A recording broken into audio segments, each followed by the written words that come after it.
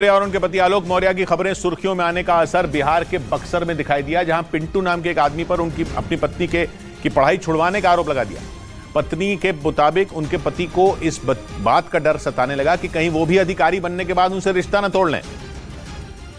और इसी डर की वजह से बक्सर जिले में रहने वाले पिंटू ने अपनी पत्नी की पढ़ाई छुड़वा दी। जानकारी के मुताबिक पिंटू की पत्नी खुशबू उत्तर प्रदेश के प्रयागराज में रहकर बिहार प्रशासनिक सेवा की तैयारी कर रही थी, लेकिन उनका कहना है कि यूपी की पीसीएस अधिकारी ज्योति मौर्य की कहानी सामने आने के बाद उन्होंने अपनी पत्नी को वापस अपने गाँव बुला लिया।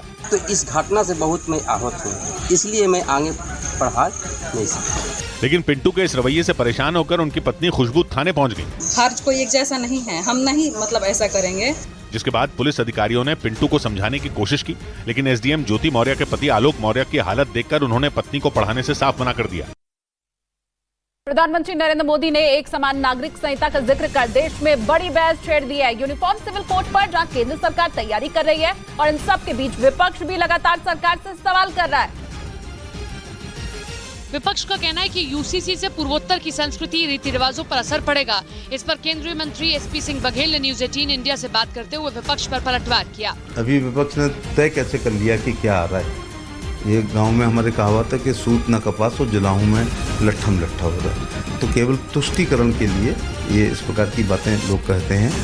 साथ ही एसपी सिंह बघेल ने कहा कि लॉ कमीशन ड्राफ्ट तैयार कर रहा है। लॉ कमीशन के चेयरमैन ने ये बात कहा गया धार्मिक लोगों से, अल्पसंख्यक समुदाय से, पॉलिटिकल पार्टी से, कि वो अपने सुझाव दें। लगभग 8 लाख सुझाव भी आए हैं जिसका अध्ययन किया जा रहा है। तो अभी से किसी भी प्रकार की कल्पना करना ठीक नहीं है। 17 महीने से ज्यादा वक्त से रूस के साथ जंग लड़ रहे यूक्रेन के राष्ट्रपति व्लादिमीर ज़ेलेंस्की ने दावा किया कि डर की वजह से वैगनर चीफ येवगेनी प्रिगोजिन जंग का मैदान छोड़कर भाग गए। स्पेन के मीडिया को दिए एक इंटरव्यू में ज़ेलेंस्की ने तो यहां तक दावा कर दिया कि युद्ध के दौरान यूक्रेनी सेना ने वैगनर ग्रुप के हजारों लड़ाकों को ढेर कर दिया और कई इलाकों से उन्हें खदेड़ दिया। स्पेन के मीडिया के मुताबिक ज़ेलेंस्की ने दावा किया कि यूक्रेन के सैनिकों ने अकेले पूर्वी यूक्रेन में 21,000 वैगनर लड़ाकों को मार डाला, जबकि इस दौरान 80,000 वैगनर लड़ाके घायल हो गए। ज़ेलेंस्की ने यह तक कह दिया कि रूस की तरफ से हथियार मिलने में हो रही देरी की वजह से येवगेनी प्रिगोजिन ने पुतिन के खिलाफ बगावत की। प्रिगोजिन के मैदान छोड़ने के बाद बीते 18 महीने से जारी जंग में उन्होंने जीत का दावा किया और बताया कि पुतिन उन्हें मारना चाहते हैं, जबकि पूरी दुनिया पुतिन को मारना चाहती है।